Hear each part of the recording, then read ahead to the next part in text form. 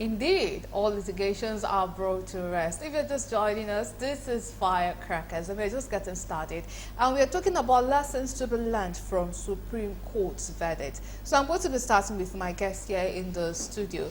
Finally, from my own opinion, I would say finally, it is all over now, and perhaps our leaders could focus on governing the nation. Yeah. But what are your thoughts about the election verdict?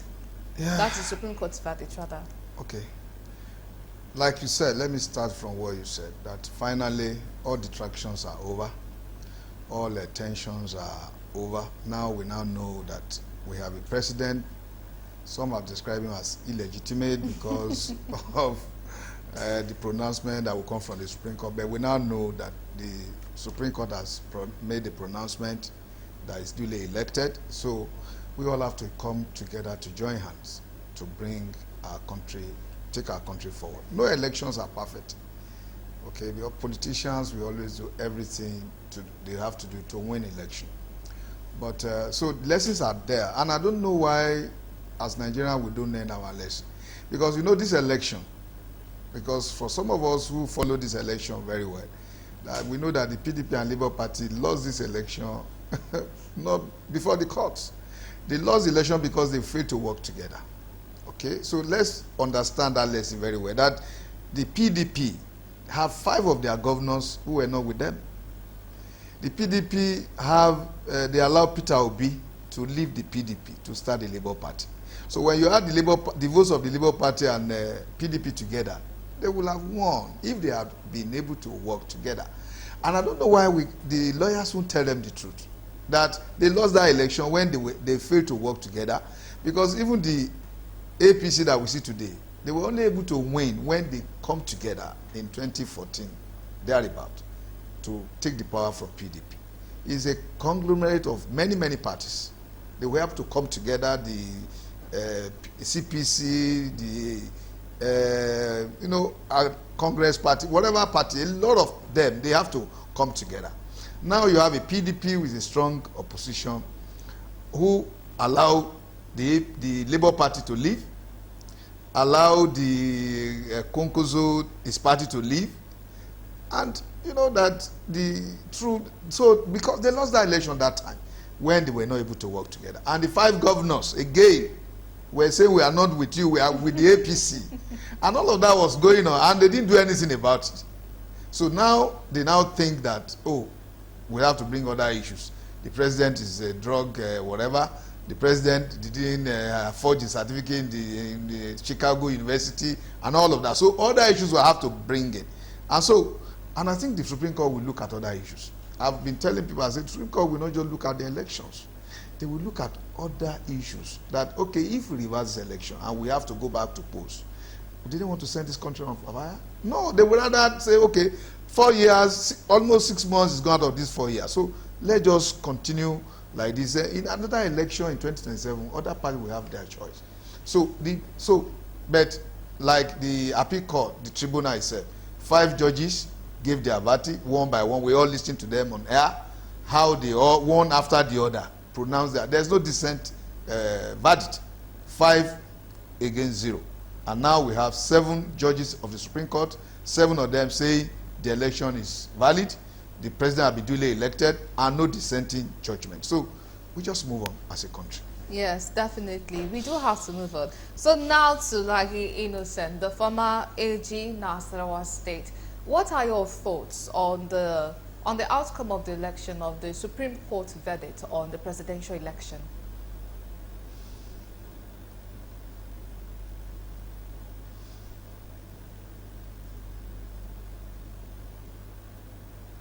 Okay, I don't know if Lagi Innocent is with us right now, but the question I asked was, what are your opinions on the Supreme Court verdict on the presidential election? Not necessarily my opinion. I think the issue, as you can hear it going around, from the Presidential Election Petition Tribunal to the pronouncement of the Supreme Court, we have a situation where lawyers get blamed for just doing their work and delivering their duties as lawyers. Now, lawyers don't advise on politics, we advise on law. Now, anybody who is not even a lawyer who understands the basic logic will agree that the courts in recent times, especially in political issues, lost their unity, have abandoned their own precedent, and they have turned the law on its head. And let me explain what I mean. Lawyers in private practice and judges study the same law, same principles, same foundation of what the law is. But if you ask 80%, let me be fair, of lawyers in Nigeria, they will confirm to you that we no longer know what the law is because of the kind of judgment the courts are given these days. So it's either we know the law, we study the law, we understand logic, or we have to go back to school and be taught by these judges who decide whatever prejudices they have or whatever wisdom they think they have, that they are the only ones who understand the law. Because what is law is law. I'll give you an example. Now, when the Constitution says in majority of law, a page from your guests in the studio, the Constitution says a person must win an election by majority of lawful votes. The entire votes that are determined as valid votes in these elections are all lawful votes. Any vote is not recorded as valid vote than unlawful votes. So if the Constitution requires that a person will win by majority of lawful votes, and then between Tinubu, Obi, and Atiku, the total percentage of votes.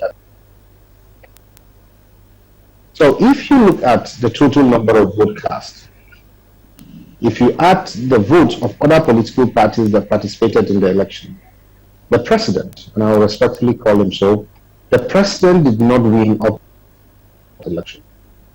Now, so if you put all those votes together, simple logic, simple arithmetic, can anybody be able to say if all the votes cast at that election for all these candidates that were recorded are lawful votes? Can we make the conclusion that the president won majority of the lawful votes? That is not there. How the courts interpret what majority of lawful votes are with the facts of the votes that are cast in the worry about. I don't have a problem. The issue is we have seen the Supreme Court decision in Lawal's case, who was the Senate president then. We have also seen the conflicting decisions that keep coming from the Supreme Court. The problem that is being created now by judicial pronouncement, in fact, conflicting, confusing judicial pronouncement, is the fact that the Supreme Court is validating bad conduct. For example, everybody knows that Lawal shouldn't be in the Senate because he was disqualified. We also know that, and this court will make findings in terms of nullification of election, conduct of INEC have been overturned by this same court. But now, if you validate in the manner this court validated the 2003 election, you are simply telling INEC that they did the right thing, so they should continue doing the right thing or worse. You're telling the candidates that participated in the election that you can get away with anything. It's basic of, on the basis of technicality or on the basis of a competition in the courts. Both the local courts and the Supreme Court are courts not only of law, but they are also courts of policies. So if, I don't have a problem where the Supreme Court will have decisions. I mean, look at the facts, be able to say, INEC, you are wrong on this, police, you are wrong on this, political parties, you are wrong on this. But as your guest in the studio also said, but at the end of the day, for public policy purposes, we are unable to upturn these elections. I mean, that would be fantastic. This is the reason why we are having Tinubu as president. But you do not validate bad behavior, validate wrongful, unlawful acts, misinterpret the law when it is clearly written, and blame lawyers for not understanding the law after all these years of practice, simply because you want to validate a candidate at an election. For me, that is the problem. Say the truth about what INEC did wrong. Please Say the forgive truth me about what political forgive me parties did for wrong. interrupting But you, at the end of the day, you sincere apologies for that, but we need to go on a commercial break right now. Please, apologies for disrupting your flow of thought, but we need to go on a commercial break, and when we come back, we will resume. Please stay with us.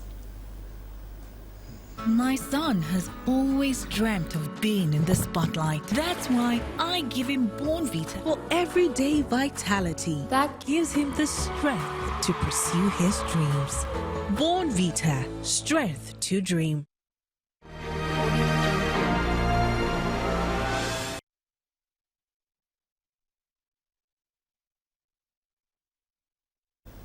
It is good to have you back. Many thanks for staying with us. So we have joining us live from Abuja, Lagi Innocent, the former Attorney General of Nasarawa State. So you were saying something about validating the president, and maybe that is the reason why he's in. But let us look at it this way.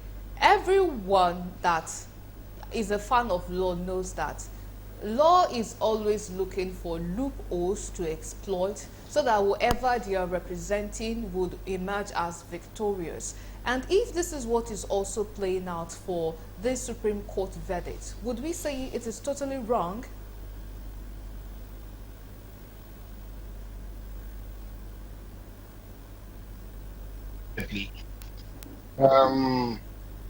the law doesn't only serve litigants, it also serves community and serves posterity. So I think it is wrong, especially at the Supreme Court level, for people to even say or believe that the purpose of law is to serve technicality. It is not a competition. Law as we studied it, law as it was handed over to us, is a means of regulating and governance of society. It checks and balances good and bad, wrong and not wrong. Now I give you an example. If the rape, for example, let's assume that this election was, this election was rigged. Let's see if we can equate this election with any of our children who were either molested, raped, or killed. Will we be satisfied simply because that on a technical ground the person gets away with it? So you have to look at beyond what the lawyers do and look at how you can serve the purpose for which law exists in the first place and is created. So we have an electoral act, for example, that says snap the polling unit's result and send to a backup technology that INEC has. The law also provides that INEC has to keep that backbone reserve as a store for all those evidence. The law we read from school, all of us, every lawyer will tell you that all documents in public domain, certified true copies of them are primary proof of the existence of those documents.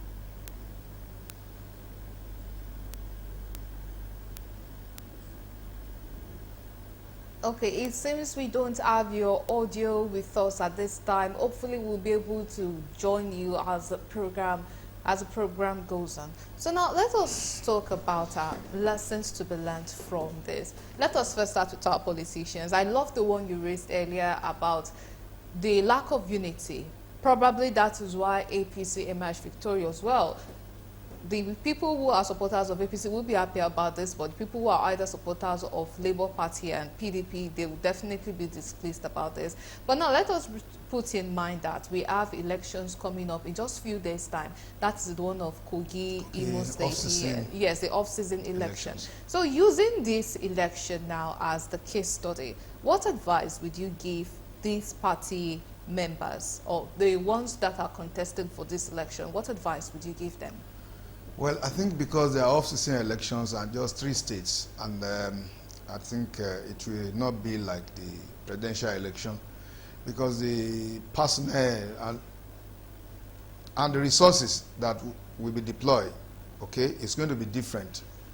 So now we are going to have concentration of security architecture in those 3 states, you know, which was not available during the general election, the presidential election, that has to be all over the country.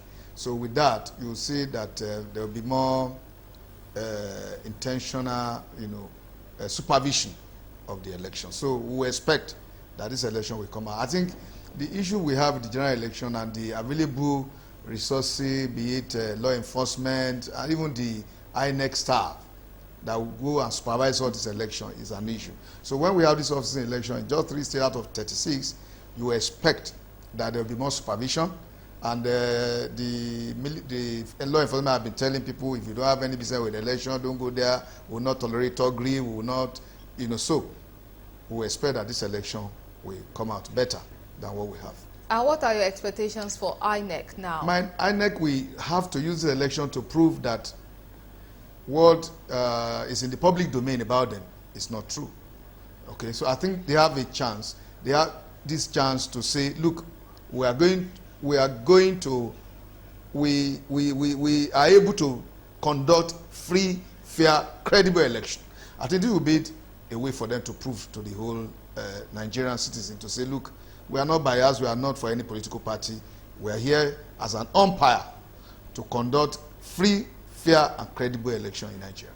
So are you anticipating to see the beavers in full action now? Because one of the things that people lamented for this past presidential election was failure to upload on the IREF portal. Yes. Yes. So are you anticipating perhaps we are going to see something new, something tremendous with the Definitely we are going to technology? see, I think on the side of the INEC, we are going to see a better performance, because now the image in the public domain is not a good one, and they have to look for this opportunity to be able to win the confidence of people to say, look.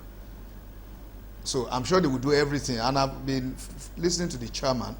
They'll be having their meetings, their preparation to say, look, we are going to do our best, because they have a chance to do so now, to correct the image that is already there out there. Okay, all right. And now let us join Lagi Innocence all the way from Abuja once more. Sorry about the failure of the network. So now I would like to ask, what advice would you give politicians, political stakeholders at this point for the coming off-season elections that's going to be taking place in a few days' time? If there's anything to tell politics, I think politicians are doing everything that they need to do as politicians. The problem is not with politicians. I give you an example. Anybody who is playing football will want the referee not to see that he has scored a goal with the handball. But that is what politicians should do. Strive to win the elections. Do not expect responsibility from politicians. The problem we have with elections in Nigeria is the electoral umpire. They keep getting into the arena. They keep taking sides in the election. It has nothing to do with politicians. Politicians are supposed to scheme to win elections. For them, it's all about numbers. Anything you can do, do it to win an election, and that is legitimate. Now, it's like expecting everybody to be holy, expecting everybody will go to heaven, to now say we want or we place the responsibility for good conduct on everybody, and we don't need umpires, and that every politician will be honest about the process and how the outcome comes up. That's not the problem. So the problem is not with the politician. The problem is the person who has the duty, trust, and responsibility to be an umpire. You have to conduct an acceptable elections. In football, for example, we have gone beyond trusting the referee, and we then have this review process that you have to bring and review using technology to be able to now say, look, humans can be fallible. Then you bring in technology to be able to counter human fallibility. Now, don't blame politicians for playing politics. Don't blame politicians for trying to win election. That is their duty. That is their responsibility. The problem does not lie with politicians, unfortunately, and I will disagree with your guest who keeps saying it is the scheming that caused the unacceptability or the outcome or the discrediting of the electoral process in this country. It is not. It is the conduct of the INEC. It is the way the lawyers act as if they do not understand the public opinion and public outcry to the conduct of INEC. So everybody in this country, if you ask me, I participated, I voted in this election. I am not satisfied with what has happened. The EU and other international organizations who monitored this election had come out to say this election is flawed. Persons who participated in these elections came out and said this election is not flawed. How can the Supreme Court then put a 100% pass on these elections without taking into consideration this very public and obvious flaws in this election? That is where we need to work on. It's on the institutions, not politicians. Okay, all right. You mentioned some of EU's constructive criticism about the election.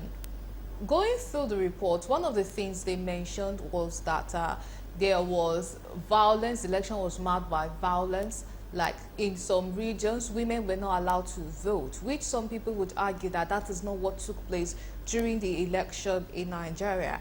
But away from that now, what about advising be it politicians or lawyers that they should look out for evidences that would be admissible in court? Because looking at this presidential election, let me cut you in there. There is no the same lawyers that conducted the Osun Election Petition Tribunal that this Supreme Court upheld are the same lawyers that conducted this, the presidential election petition. So if they were so ignorant about the 2022 Electoral Act, they will have lost the Osun case. The same lawyers. Now, it has nothing to do, as I said, it has nothing to do with lawyers. We know the law. We have tested this law in the Osun elections. But the problem we have is the somersault of the judiciary. Is that most For of example, the take an example of what happened on the plateau. Was that they were not admissible in court. So what about a situation like that? Because you said outrightly that all lawyers know the law, but most of the evidences they brought to court were thrown out. They were not admissible by the court. Is it not time that we would say that they should advise their client? It is not because those are not evidence. For example, we all know the rudiments and the elementary definition of what a primary evidence is. It is the courts now, and I said that initially, it is the court making us think that we don't know everything we learned over the years, everything we know as the law over the years. So do we need to now know a new law postulated by these judges, and we have to all go back to school, and we have to unlearn everything we have learned? And that's why I'm giving you the Osun example. The same Supreme Court upheld the petition of, upheld the argument of the same lawyers who are Peter Obi's lawyers here. And right now, everybody wants to blame the lawyers for not doing their work or not knowing their work. That is completely unfair. And that is completely unright. Oh, yeah, definitely. And that's the point I'm trying to make. Okay. There's nothing about the evidence, and there's nothing about evidence that we are doing. Look, we have been having election petition cases from 1999 to date, and even before 1999. At the last election, 2 justices of the Supreme Court gave a dissenting judgment. 3 upheld the decision of Buhari. Classic situation of where you can say there is responsibility. But as I said earlier, the Supreme Court has a duty to look at facts and enforce the law. Right, to interpret the law. Please, but the Supreme Court also has the power to decide that, look, we know that this has gone wrong. Okay. Please go on. I think I'm not a lawyer. I'm not a lawyer, but I know that every presidential election has been litigated in this country. I can't remember how. I think the only election that was not litigated was the one of Goodluck Jonathan, who accepted the outcome of the election. And we need lawyers. These lawyers who are critical stakeholders in our election. And I don't agree with him Politicians need to clean up their game, because you can't leave the job for INEC. They don't leave the job for INEC alone. No, we have to, because I voted in the election. Where I voted, we make sure that the election was peaceful. We make sure that we assisted INEC, because INECs that we talk about, these are youth corps members that are co-opted to do this work. They are part of us. And the policemen that came to the station, if there's violence in those elections, there's nothing INEC can do. If we, the people, are not ready to clean up, those voters, even politicians, are not ready for, you can't, INEC are from us. They are people that are chosen out of Nigerians. So politicians need, if politicians will go and arrange thugs with weapons and make the election violent, there's not much that the INEC people can do. There's not even much the law enforcement people can do. So politicians need to also come together and talk to themselves that we need to make our election credible. This election need to be lost and won at the polling station, not in the court. Because if you now wait let's go to court, and it will now start, it will create a lot of tension, create a lot of time distraction, even for the government in power and all that. Okay, all right, go on, Silas. Okay. 2023 election is by very, very far the best elections we have had in Nigeria, without a doubt. The setup, the law, provided a situation where we could have a credible and acceptable election. Without a doubt, election INEC had conducted since its own creation. I can confirm that to you. The problem we have, which is what is killing confidence in this country, has tried, but there were flaws. What we expect of the is simply to audit and review the elections and be able to come up standing as right, but there are flaws. And I said this and I'll say it again, but there are flaws. But the Supreme Court also has the power to say, irrespective of these flaws, we are unable to overturn this election. The problem we have with the institution right now is the Supreme Court to even give itself the opportunity to review the and relied on technicality, fair and credible, including the guests in the studio, on the factually that this election had its own flaws. But what is wrong and what the expectation that people will be of good conduct where they are no, is an unrealistic expectation. That's why we have the court, because we don't seem to have enough of them for the election. I guess is saying, politicians will never sit until this. Look, even if you come in the next war, politicians will never sit and say, I will not work or I will not do anything for winning an election. The president himself told his team, it's on TV, that election is not a buffet. Go and snatch it, collect it, and do it. That is what politicians are. So the only way you can stop them is when the umpire does the work for which they are entrusted to do. When the courts look at what has happened, review it, and make sure they put everybody in line in such a way that they will deter them from institutionalizing, stealing elections, getting into elected offices by disqualification, or even getting an elective position when you are not qualified to even be in the ballot. Last it happened with Lowell. We have just permitted these people and given them a license to do whatever they like in the future, because the court is not interested in the truth, but is simply interested in the game that these politicians play, both on the field and at the litigation, as court. But there is this saying that if you are going to court, you have to present evidences that have to convince beyond reasonable doubt. The evidence was before the court. The court refused to accept those evidence on technical grounds. This matter, look, the election petition was not lost because there was absence of evidence. The court simply said we are unable to accept this evidence because you have not complied with the technical grounds. And I am telling you that This new law that the courts are talking about does not exist from the law we know. Everything that was presented correctly. The Evidence Act is there, and these are not by lawyers who did not do election petition. This is nothing new. We've been doing election petitions before 1999. And what we're saying is simple. The courts are now making new laws that no lawyer knows. So are we supposed to unschool ourselves from everything we had known before? As the law changed, do we need these new judges to be our new teachers? And for how long? And I'll give you an example. The Election Petition Appeal Tribunal for Plateau use what the Supreme Court has established over time, pre-election matters, to set aside elections on the Plateau. The Electoral Act 2022 had said where you disqualify a candidate, you do not need a rerun election. The person with the next highest number of votes become elected. That is in print, black and white. But the Court of Appeal now is saying go back and conduct an election having disqualified a candidate, and the time for which they can conduct a fresh primaries had lapsed. So what is the law? Is this something that we know, that we came into this competition knowing as the rules of the game, or that it is after we have done this that the courts are making new rules? Basically, that's the problem we're talking about.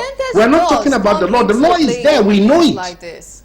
Percentage of votes too comes to play in things like this, because if the number of votes, perhaps the one that they ruled as overvoting, if it is way more than what is to be expected, then perhaps they might call for a rerun, because it would not be totally fair if they say that the second runner. Yeah, that is the problem we have.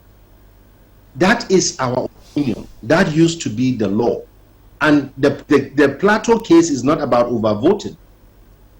The Plateau case is on disqualification. I contested election in 2007. The candidate was disqualified. The law then says you have to have a rerun. And I can guarantee you, go and check the precedent. My case, the Labour Party case, was the one that determined the issue of whether we can have a by-election or a rerun election. And that was the first time in Nigeria that there is a distinction between a by-election and a rerun election. Now, the National Assembly, in its own wisdom, found out that, look, there is a lot of waste of money conducting an election where the other party is disqualified. Because if you remove him from the race, the other party automatically wins because the opponent has been taken out. Why do you have to run a race alone? And the Electoral Act was amended to say that where a person is disqualified, the person who is qualified with the next highest number of votes and satisfy constitutional conditions should be declared the winner. This is what I'm talking about. This is the law. But if the Court of Appeal decides on the Plateau that the primary election that brought the person that won election was flawed because they disobeyed the court order, it means you have to disqualify that candidate. And if you disqualify that candidate, even the law, the courts are bound by the law. They are not immune to the law. What they ought to do is order that the next person with the highest number of votes who was qualified be declared. That is the law that we know coming into these election petitions. So to now go back to the law that has been repealed leaves so much to be desired. And that's what I'm saying. You confuse the process. You make lawyers look as if they don't know the law simply because you can make decisions and your decisions are final. It is against public policy. It is validating criminal activities and bad conduct. It is destroying the institutions. All right. I'm not saying the Supreme Court can say, look, this election is bad. The Supreme Court have done this in Amaechi's case, where they say, the Supreme Court itself say there is no law that does this, but we cannot make a judgment in vacuum. So Omehia is removed, Amaechi be sworn in as governor. At the time that happened, there was no law that can do that. But because the Supreme Court is a court of policy and is the final court, that decision stood. The central bank money, the money swap judgment that the central bank gave, they didn't have those powers to do, but because it is the final court in the land and it is a court of policy, it took that decision. And it's supposed to take that decision for national integration, for national benefit, not to support a party. And this is the problem we have. If the Supreme Court does not understand its pronouncement and its responsibility goes to the credibility of governance in this country, then there is a danger. We are heading a dangerous path downward. All right, we thank you so much for your submission. Many thanks for sharing your views with us. And now to Dr. Felix, is there any other thing you would like to add before we move on to our next topic? Okay, what I would just say is that I listened to Afe Babalola, and I listened to Femi Falana on some of these issues that he is raising. That see, we have made politics the highest business in Nigeria. So people are very desperate to get to political office. Political offices is not for service in Nigeria. It is regarded as the higher business. So people are desperate. We don't need desperate politicians. Okay, we need to have a situation whereby politicians are going to the office to serve the people. When they have that kind of mindset, then our politics will be better. And I don't agree with him, because politicians are critical stakeholders in this business. So if they don't want, there's no way, if they are going to sponsor Togri where they think they don't have majority votes, if they will not allow election to hold where they think they will not win, there's little or nothing even the law enforcement people can do. If you bring soldiers, they will corrupt them. They don't need to, we don't even need to bring soldiers. I used to be in the military. I know what I'm talking about. If politicians will not play the game according to the rule, and they will expect that INEC officials who are not armed, even policemen that are going to be policing the stations, the polling units, the polling station on that day, some of them are not carrying arms. How are they going to prevent people who come to the police unit to grab the ballot boxes and with weapons? What are we going to do? So we must also talk to the politicians. They must talk to themselves that they will need to make our election credible. They need to work with INEC, they need to work with law enforcement, and I'm sure that even in preparation they work together. They have meetings, politicians with law enforcement, and so we need to see that this is a game. This is for service. Right now, politics in Nigeria is not for service. It's regarded as the highest business that anybody can get into, because when they get there, they start buying themselves whatever they have, they cannot acquire in business, that even businessmen can't get. And so that makes them desperate. That makes everybody want to get to this political office. Not for service. Not for service to the nation, but for other benefits.